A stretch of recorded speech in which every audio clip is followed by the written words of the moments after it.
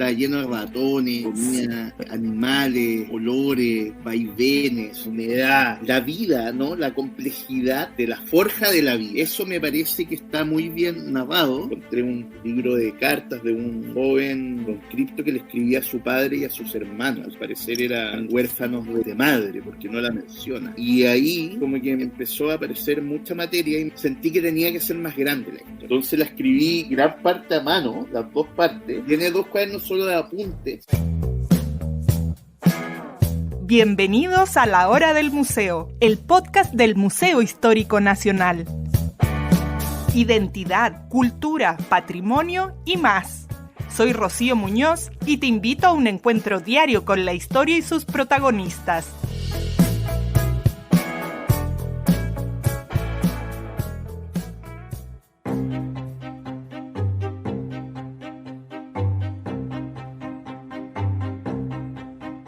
Hoy nos embarcaremos en un fascinante viaje al pasado, donde vamos a descubrir un Chile en plena formación.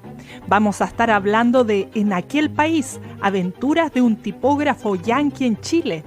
Una obra excepcional de Samuel Burr Johnston, un extranjero que estuvo trabajando en nuestro país entre 1811 y 1814. Esta obra fue traducida más tarde por el destacado historiador José Toribio Medina y vuelve hoy a las librerías en una publicación de Planeta. Se trata de una crónica epistolar que nos transporta a una época llena de tumultos y esperanzas, donde un joven tipógrafo norteamericano se convierte en testigo de la forja de nuestra nación. A través de sus páginas somos invitados a conocer el bullicio de la primera imprenta del país que dio vida a la prensa, publicaciones fundamentales como La Aurora de Chile y El Monitor Araucano. Todo esto en un contexto marcado por la lucha de la independencia, donde Johnston narra sus peripecias y las intrigas de un Chile que buscaba su identidad en medio del caos.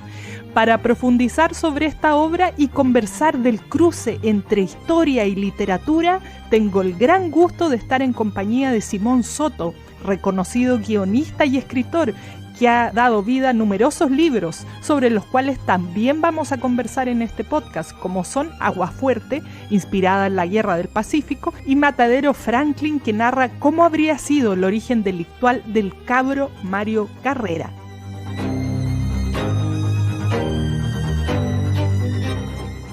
Bienvenido, Simón, qué gusto tenerte aquí. Gracias por aceptar esta invitación a este espacio del Museo Histórico Nacional. Hola, ¿qué tal? Buenos días, ¿cómo va? Encantado y honrado de estar invitado al espacio. Muchas gracias, Simón. Bueno, para nosotros un gusto tenerte aquí. Era una conversación que teníamos ahí en el tintero y con ganas de tenerte aquí en el programa hace tiempo. Así que finalmente lo logramos, estamos reunidos el día de hoy. Quería partir conversando de ti principalmente. Has trabajado como guionista, como escritor, pero de alguna manera, y por eso nuestro interés de tenerte aquí en el programa, siempre vinculado con la historia contemporánea, con la historia más antigua, que se ha notado tanto en tu trabajo de guionista como en tus libros. ¿Cómo surge esto de escritura, historia? ¿Qué pasa ahí? ¿Cómo se da esta relación? ¿Sabes qué? Es de manera, creo yo, no forzada, digamos, ¿no? Como que no es algo que yo haya buscado de forma demasiado consciente, ¿no? Sino que se ha ido como dando de alguna manera, ¿no? Han sido los temas y la manera de abordarlo que más me han provocado entusiasmo, digamos, ¿no? O sea, por ejemplo, en el caso de Matadero Franklin, que es mi tercer libro, pero es mi primera novela, y mi novela, digamos, más con más lectores y con... Claro, más difundida. Claro, y con mayor popularidad.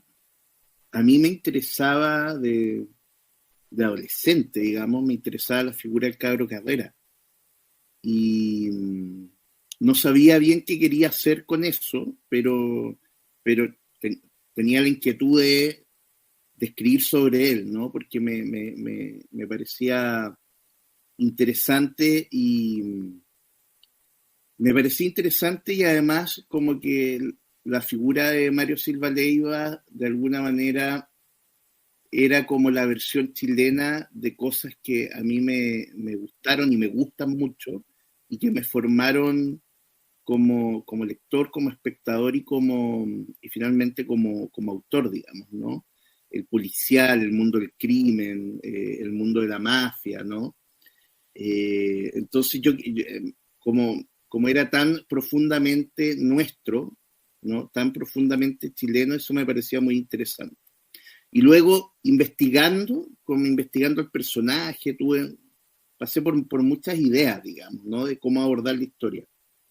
Y finalmente, en la investigación, como que el periodo que más me fue atractivo fue cuando funcionaba el matadero, digamos, ¿no? En la primera mitad del siglo pasado, el siglo XX. Ahí se aunaba un mundo que me era muy atractivo, ¿no?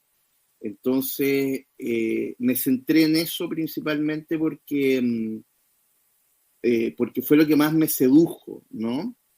Y con Agua Fuerte, que es mi sexto libro, pero mi segunda novela, también me pasó algo parecido, ¿no? Como que estaba muy pegado con el mundo del western, con el imaginario de la guerra, ¿no? De la narración de la guerra, ¿no? Tanto literaria como audiovisual. Vi muchas películas, ¿no es cierto?, de guerra, novelas. Ese proyecto fue el que más me sedujo, digamos, ¿no?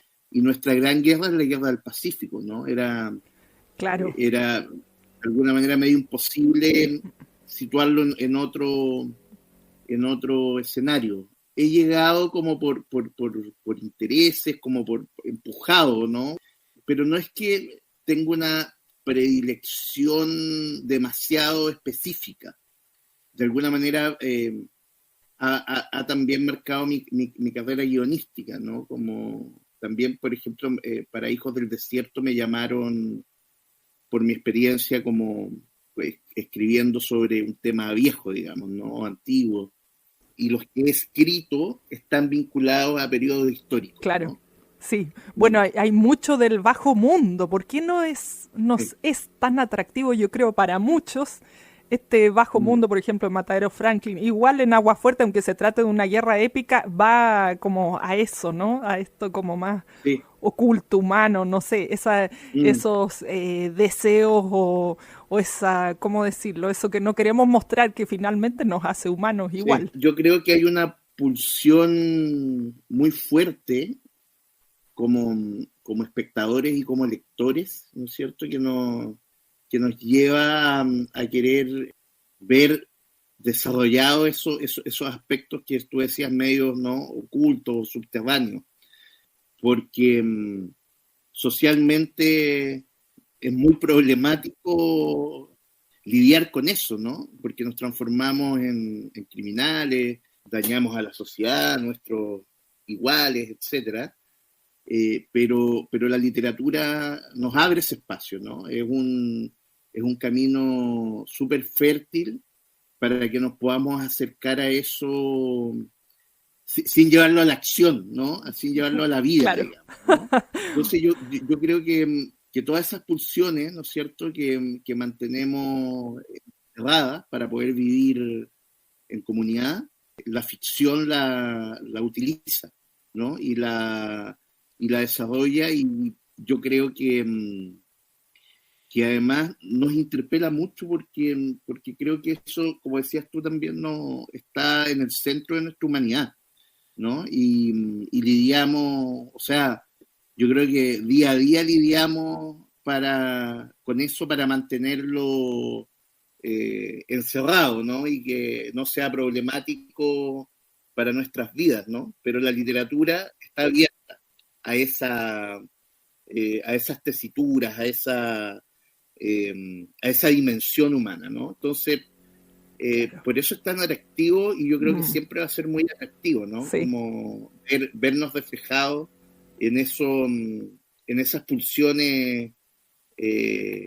ingratas. Bueno, la literatura ahí donde todo es posible.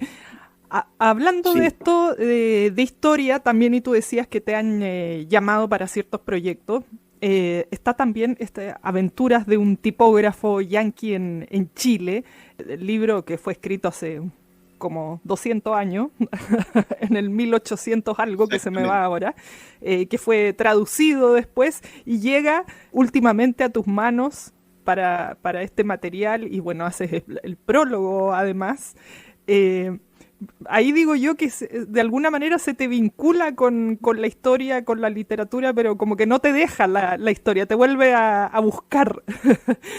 En el caso de Sí. este proyecto, Mm. a diferencia de los otros, que quiero que hablemos también de cómo es escribir novelas basadas en historia real, ¿cómo recibes este proyecto? ¿De qué se trata? Porque es como difícil agarrar un libro tan antiguo y traerlo de nuevo al mundo hoy 2024. Fue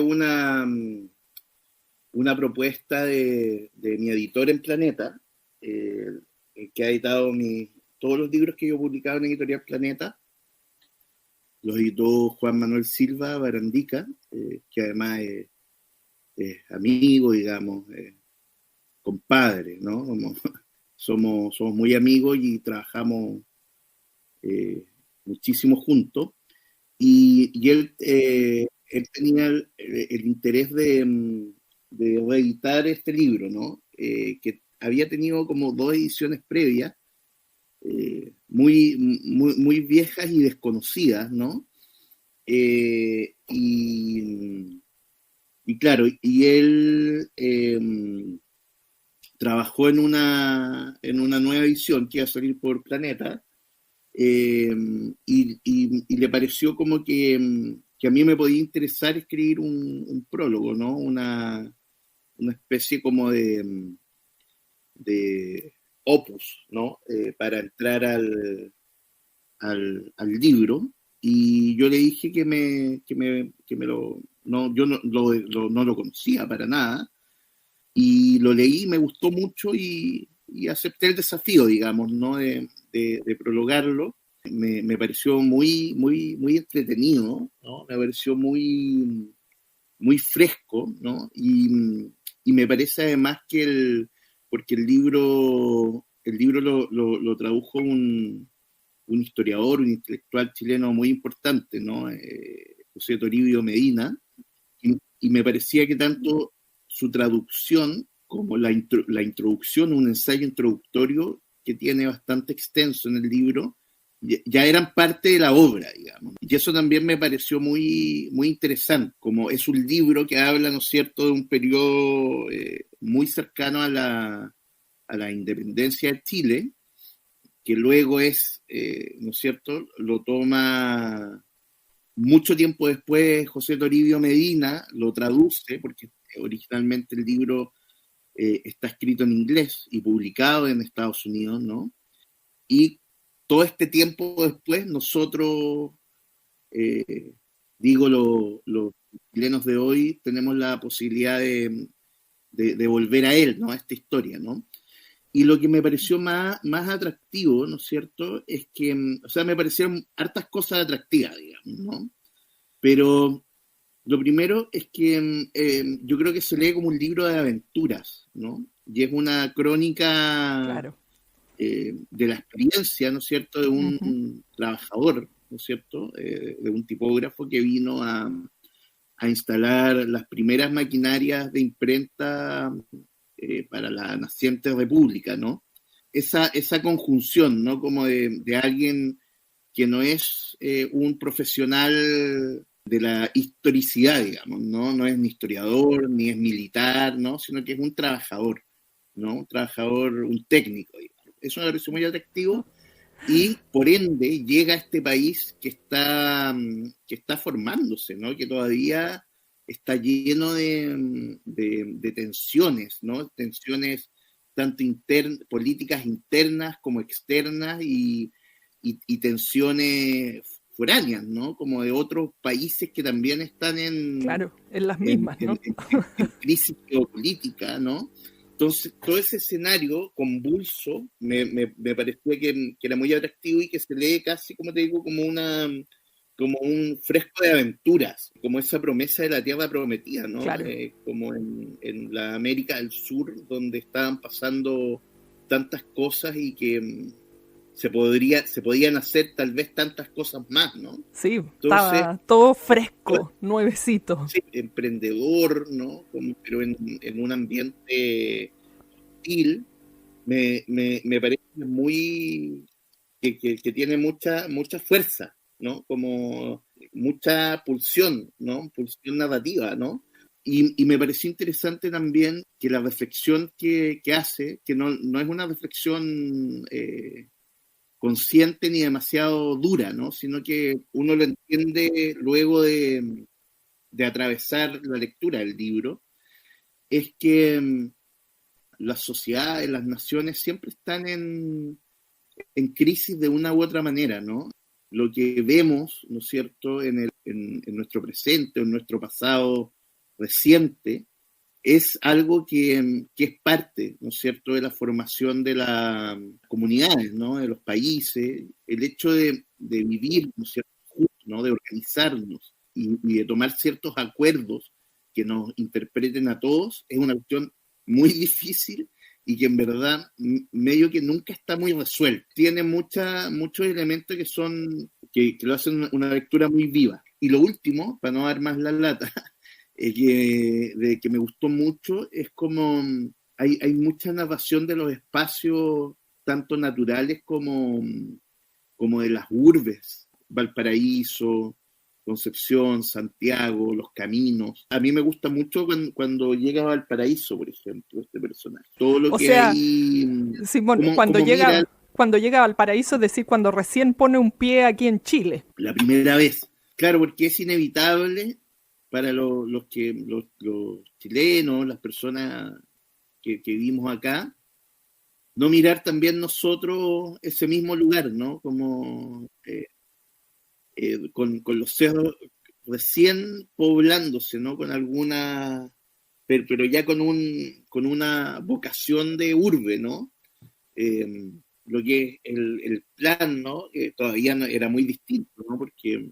Pero igual, ¿no? Como ver ese proyecto de urbe que hoy día nosotros conocemos y recontra conocemos, ¿no? Como todos esos detalles me parece que tienen mucha riqueza y es casi como está narrado como muy fílmicamente, ¿no? Bueno, al parecer nuevamente estos personajes te encuentran, salen a tu paso, ¿no? Ah, Porque es una historia, de alguna manera, como tú decías, este personaje es un técnico. Estamos acostumbrados a leer historias como de la aristocracia, de los aristócratas que llegan acá a sí, América, a Chile, o de los naturalistas. Hay muchos diarios de naturalistas, por ejemplo, que son como una visión un poco más erudita, por así decirlo, sí, de nuestro territorio, pero aquí es como un ciudadano común y corriente que tú decías viene como un técnico, un tipógrafo, a montar lo que va a hacer, si no me equivoco, la Aurora de Chile, o para sí. poder Y imprimir estos diarios. la, la Aurora de Chile y el Monitor Araucano, ¿no? Ahí también hay un cruce con los inicios de nuestra prensa, ¿no? Es muy loco eso, ¿no? Esa conexión, ¿no? Y va dando su visión de lo que él puede. Entiendo que no era un escritor ya reconocido, sino es simplemente el hecho de ir describiendo lo que ve. ¿Hay algo en particular de lo que él describe que te haya llamado la atención? Bueno, todo lo que ocurre en Concepción, que se declaró la independencia y se fundó el país y estamos listos, digamos, ¿no? Sino que era una nación naciente, podía irse todo al carajo, ¿no? En cualquier momento. Y no solo acá, sino que a mí me gusta mucho también cuando él tiene que enrolarse en la batalla que tiene lugar frente a Valparaíso, ¿no? Porque estaba también la guerra entre Estados Unidos e Inglaterra, ¿no? Entonces le toca tan lejos, ¿no es cierto?, de su país, le toca participar de ese conflicto, ¿no? Como creo que todos esos elementos, a ver, por una parte, claro, revisitar esos momentos tan críticos, ¿no es cierto? Y tan de mucho fervor, ¿no? Como que el devenir, ¿no es cierto?, del orden de lo geopolítico estaba ocurriendo y acontecimientos súper grandes, ¿no? No eran hechos específicos, sino que era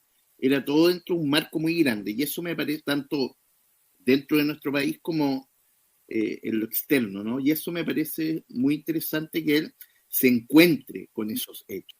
La complejidad de la vida del hombre y la mujer común, ¿no? En esos tiempos, ¿no? Desplazarse eran meses, como en barco, ¿no? En condiciones que no era que como que en la película llegan y entran al camarote y luego Claro. llegan, ¿no? Estaba lleno de ratones, comida, animales, olores, vaivenes, humedad, la vida, ¿no? La complejidad de la forja de la vida.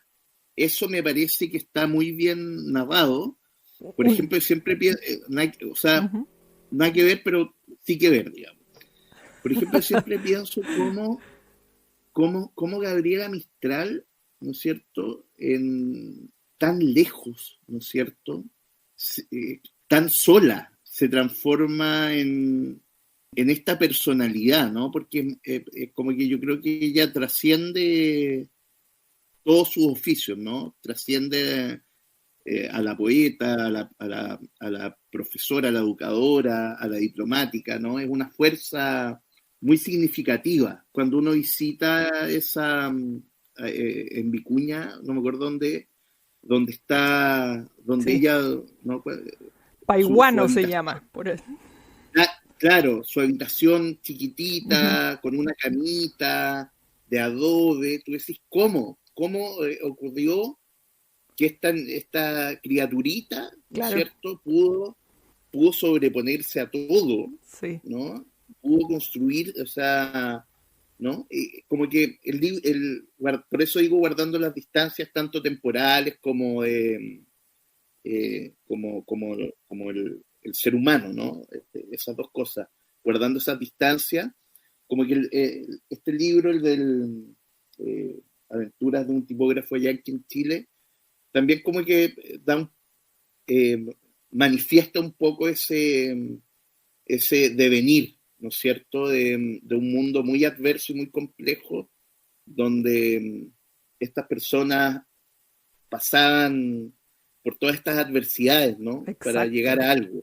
Es parte de lo fascinante de releer estos libros, que ha sido un redescubrimiento, como todos decías, y que llega a tus manos. Se reedita este libro que fue traducido al español por José Toribio Medina, y que fue publicado, como decíamos, o reúne estas experiencias de un gringo que viene a Chile a instalar, bueno, tipógrafo, a instalar todo esto necesario para imprimir la prensa de la época. Simón, siguiendo con esta, vamos a decir, relación de literatura e historia que ha tenido lugar en tu carrera, yo no sé si estudiaste literatura, historia, periodismo, eres autodidacta. Yo escribo de hace mucho tiempo, no tan chico, pero ya adolescente, ya leía mucho y quería escribir, digamos.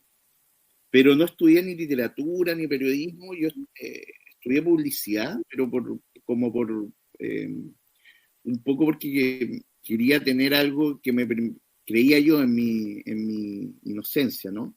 Quería tener algo que me permitiera como subsistir con comillas, con mayor campo mientras escribía. Pero nunca me sentí cómodo y ya pronto empecé como a vislumbrar un camino que me permitiera dedicarme únicamente a escribir y a escribir como creativamente. Empecé como a leer mucho sobre guión, hice un taller en Academia La Toma, que es una academia chiquitita de cine, y luego hice un diplomado en la Universidad Católica en escritura audiovisual.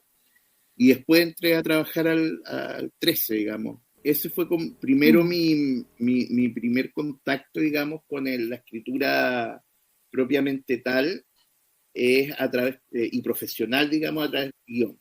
En paralelo, yo igual siempre escribí, siempre quería ser escritor, digamos, ¿no? Siempre quise publicar narrativa, digamos. Lo que tiene que ser es. Finalmente.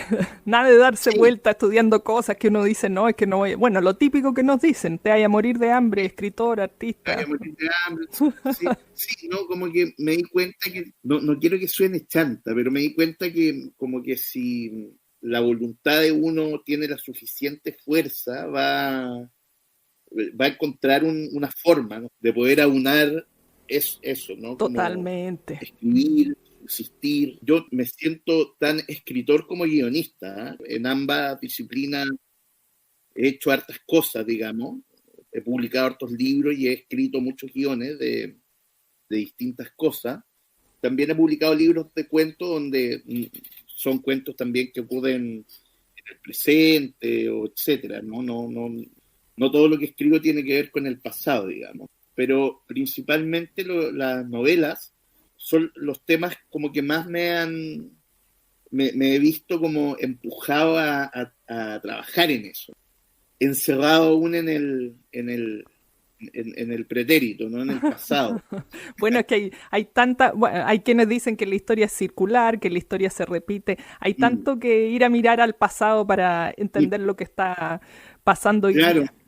y sabes que yo creo que además, por lo menos la literatura, yo creo que abre la posibilidad de narrar el pasado con muchas herramientas contemporáneas. Yo creo que en mi trabajo, las novelas principalmente, en términos de personajes, de pulsiones, de detalles, pienso mucho en el presente, que la literatura toma elementos de distintas partes, ¿no? Para construir el relato. Hablemos de Agua Fuerte, que es esta novela que aborda la Guerra del Pacífico. Un western gótico, como dice la Mm. contratapa. Me llamó mucho la atención ese concepto, no lo había escuchado antes. Es muy difícil armar una novela sobre hechos que han ocurrido, porque la Guerra del Pacífico ocurrió. No sé qué tanto de los personajes te inspiraron personas reales que hayan existido, o solo tomaste la Guerra del Pacífico y de alguna manera te teletransportaste a esa época y contaste lo que al final hoy día se cuenta como épico, pero no se cuentan, digamos, los horrores, la pellejería, la muerte, la gran cantidad de muertes que hubo, heridos, etcétera, ¿no? Y lo que pasa por la cabeza de uno, cómo será estar en una guerra, en el desierto, Mm. además. ¿Cómo armaste esta novela Aguas Fuertes? Fue un proceso muy, muy extenso, ¿no? Donde lo primero que vi fue como un western, ¿no? Como una patrulla de soldados chilenos perdidos en el desierto, ¿no? En condiciones muy adversas y con mucha con mucha oscuridad, muerte, ¿no? Sentía eso, ¿no? Como me imaginaba un western. Eso es lo primero, y yo escribo a mano y tomo apuntes a mano, mucho. Entonces, trabajo mucho a mano.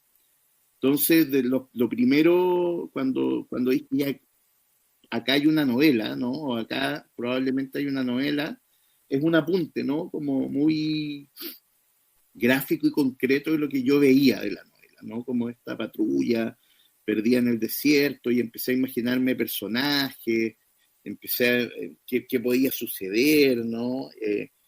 Y eso mismo, como que empecé a darme cuenta de que si quería que ocurriera en la Guerra del Pacífico, tenía que conocer más, independiente de todo de que, de lo que yo fuera a ocupar de ese saber, digamos, de esa investigación.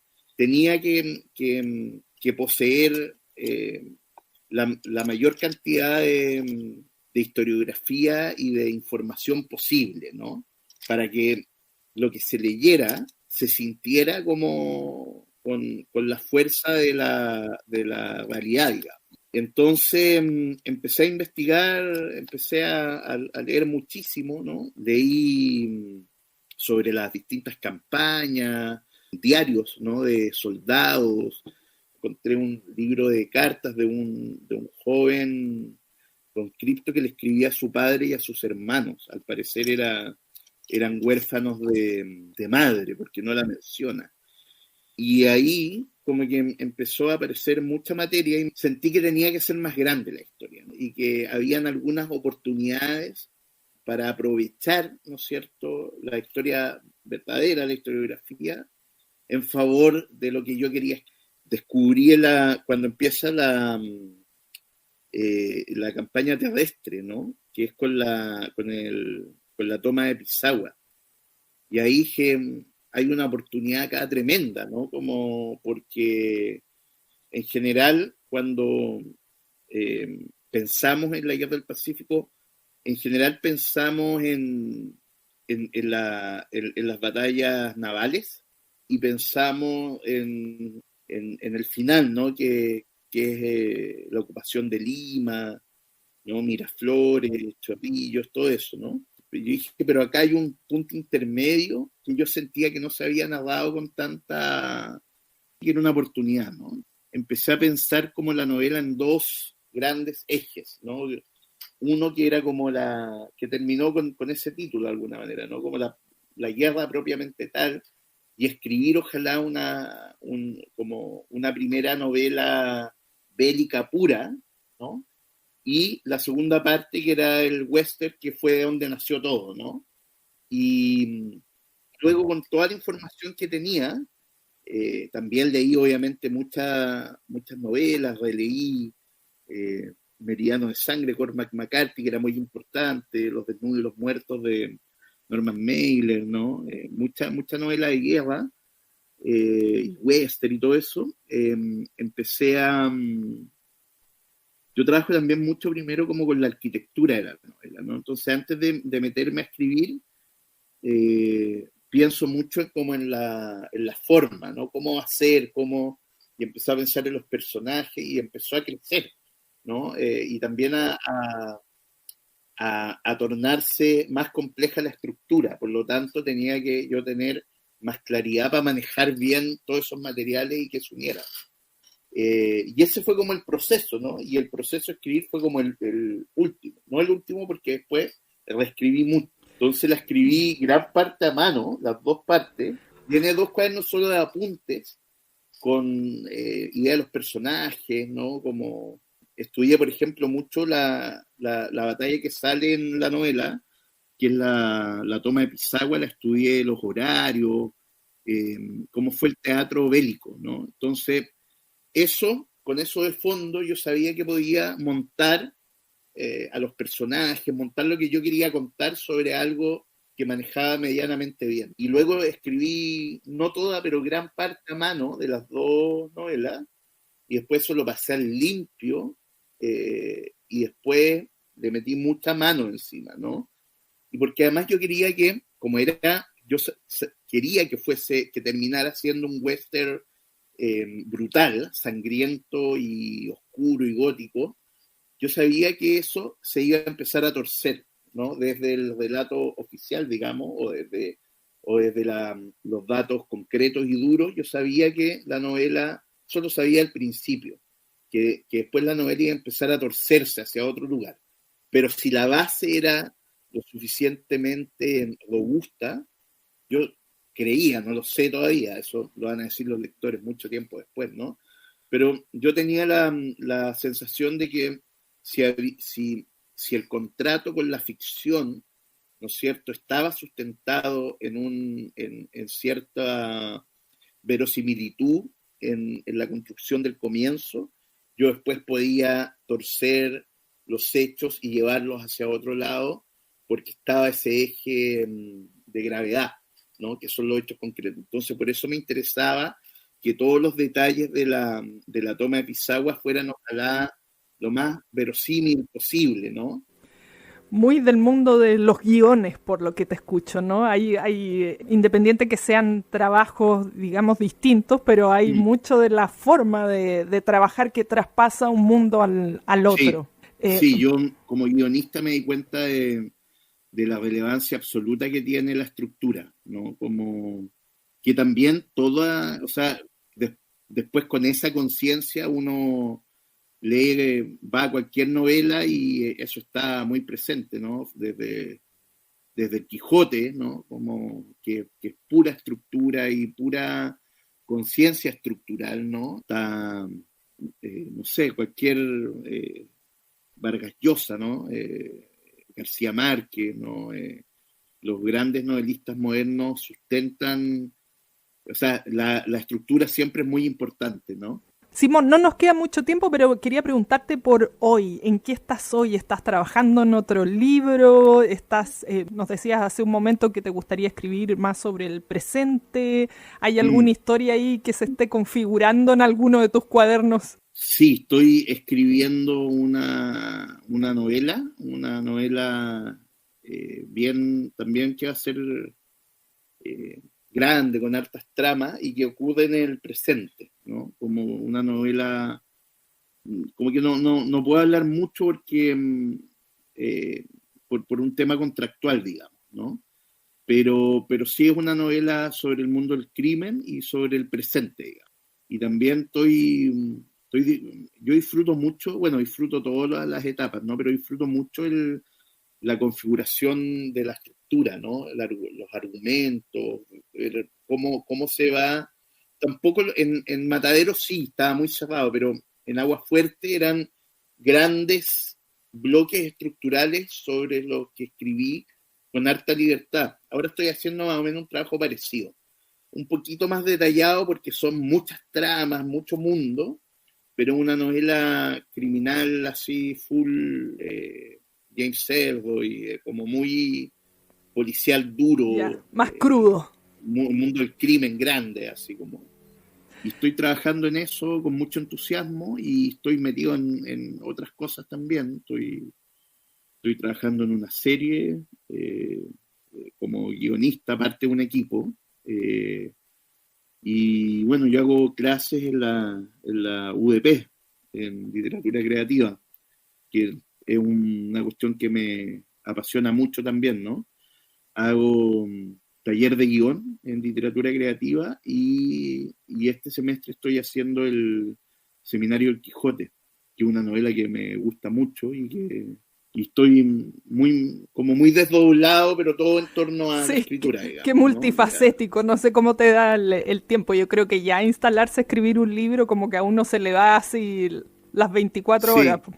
Pero veo que tú estás en varios ámbitos. Me divido ahí, pues. Me levanto muy temprano, dedico la hora de la madrugada a la novela y más o menos como a esta hora empiezo a desplazarme hacia los otros, a conectar con el resto del mundo.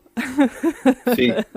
Bueno, vamos a estar esperando esa otra novela. Solo para cerrar, ¿alguna idea de que estas novelas, las que escribes ahora, las anteriores, yo las veo perfectas para que se hagan película? ¿Tienes esa idea en mente o nada que ver o te gustaría así, no? Bueno, inevitablemente como soy guionista y como la estructura es tan importante para mí, tienen ese ADN, ¿no? Como que tienen una columna vertebral muy sólida para poder adaptarla, digamos, no porque yo quiera, sino que es porque es la forma en que trabajo.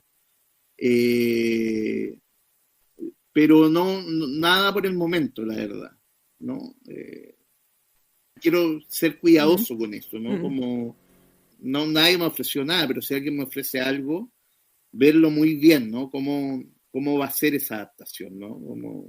Estaremos esperando ahí tu próxima novela sobre el presente. Me encanta a mí esta crudeza, este mundo del crimen, esta bajeza, como decía yo en un principio, del humano que somos, eso que a veces queremos esconder y que finalmente nos hace lo que somos. Ha sido un gran gusto conversar contigo y Simón, así que gracias por estar con nosotros. Igualmente. Aquí. Muchas gracias, se pasaron. Ha sido un placer. Esto fue La Hora del Museo, un encuentro cotidiano con nuestra historia, el podcast del Museo Histórico Nacional.